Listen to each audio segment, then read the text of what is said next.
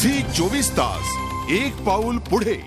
खरोखर आहे म्हणजे निसर्गाने जशा विविध रंगांची उधळण केली आहे तशीच आपली भारतीय संस्कृती वेगवेगळी प्रकारची संस्कृती. केवळ आता बघा ना, होळीचाच एक सण आहे, मात्र प्रत्येक प्रांतात किती वेगवेगळ्या तऱ्हेने हा साजरा केला जातो.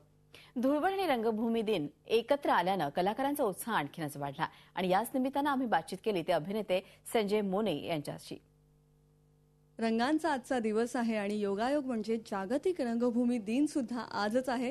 त्यामुळे या रंगभूमी दिनाच्या दिवशी मी संजय मोने आपल्या सोबत आहेत, तर त्यांनाही मी रंग लावते आणि मी विचारते की जागतिक रंगभूमी दिन आहे आज, तर काय सांगाल, मराठी रंगभूमी जागतिक रंगभूमीवर कुठे उभी आहे?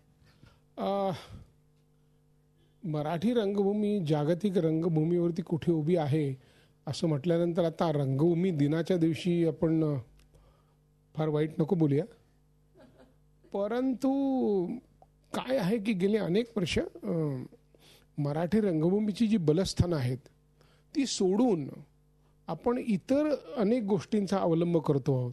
म्हणजे एक नवीनच काहीतरी हे झालंय की अनेक वर्ष चालत आले की इंग्रजी नाटकांवरनं मराठी नाटकं घ्यायची वगैरे.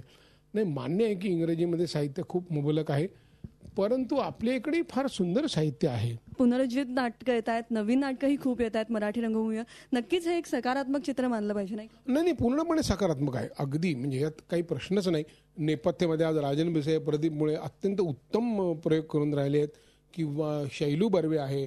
संगीतामध्ये वेगवेगळे प्रयोग चाललेले आहेत, सगळीकडे चाललेले आहेत, संहितांमध्ये चाललेले आहेत, सगळीकडे उत्तम चाललेले आहेत आणि सकारात्मक दृश्य आहे. जागतिक रंगभूमी दिनाच्या तुम्हालाही सर्वांना खूप खूप शुभेच्छा. झी 24 ताससाठी व्हिडिओ जर्नलिस्ट मंगेश सह निलिमा कुलकर्णी, मुंबई. झी 24 तास एक पाऊल पुढे.